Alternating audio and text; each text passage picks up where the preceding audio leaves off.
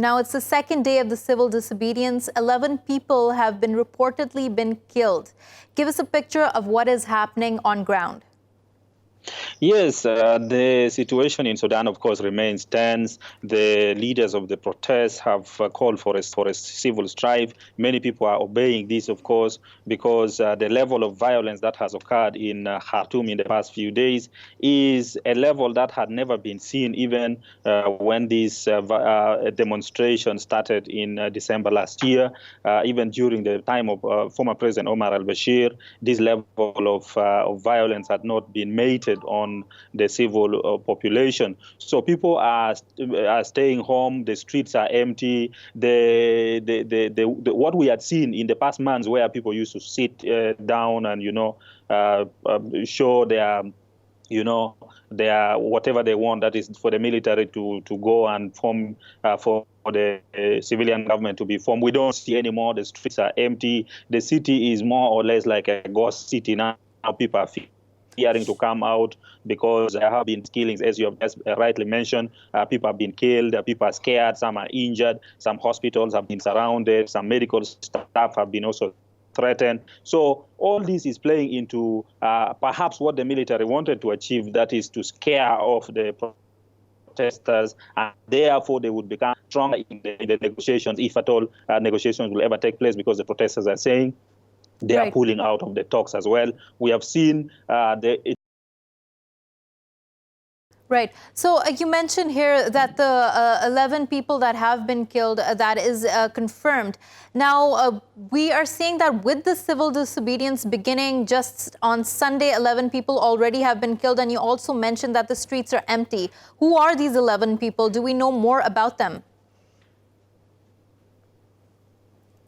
Not really, because these are basically civilians. With the show of force being done by the military and surrounding even people are afraid. Even journalists now, when you are reporting, you report in hiding. It is not like before when President Omar al-Bashir was removed from power. Journalists were out, they were reporting openly and so on. All these things are now kind of restricted. Everybody is fearing even to come out and try to trace what is going on. Even now, what most journalists are doing is that they're using their phones to film. When the protests began in December, people were doing the same thing because of fear of the regime. They were using phones majorly to film and all that. But then President Omar al-Bashir government, journalists are coming up with cameras, their audio recorders and so forth to do work openly. But again, we are seeing a situation where journalists is difficult. And yeah, so yes, the civilians have been killed. The numbers are there, but who exactly to say it is so and so and so and so? These details are not yet out for the public. Right, and we've been hearing about how there is a lack of internet access because that has been blocked. What is that situation like? A communication through the internet and the telephone lines? What is happening on that front?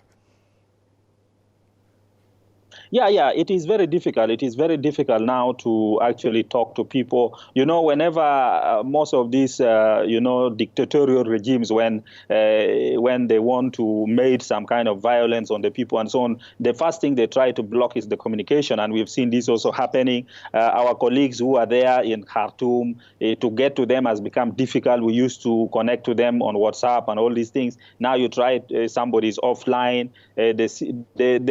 But generally, in Khartoum, also the SIM cards, the mobile networks have also been having some issues. But now we see it is even more difficult to communicate. So perhaps this is one way to ensure that not so much information gets out of Khartoum, as there is international call to the army to leave power to the civilian, and there has been condemnation of the violence going on. So they will try as much as possible to ensure that not much information goes out. So that one, yes, is there. Right. And just in these past 2 days, we've been hearing more and more about the attacks that are being carried out. There were reports on social media that stated that in hospitals, healthcare workers were not only attacked, but they were also raped. There was also a social media post which showed that the University of Khartoum had been destroyed, or some parts of it had been destroyed. Is there a confirmation on any of these reports coming out? Really much of confirmation, because the confirmation you would want to hear from the government officials, from the authorities, and the authorities are very selective in what they're saying out. They're saying very little, and no room for questioning what is going on and things like that. So yes, these things are being reported, but to get a confirmation from the official is a little bit difficult, given the fact that this is a military. These are a group of people who don't talk like a normal civilian government where you are. Yeah, so of course, that is the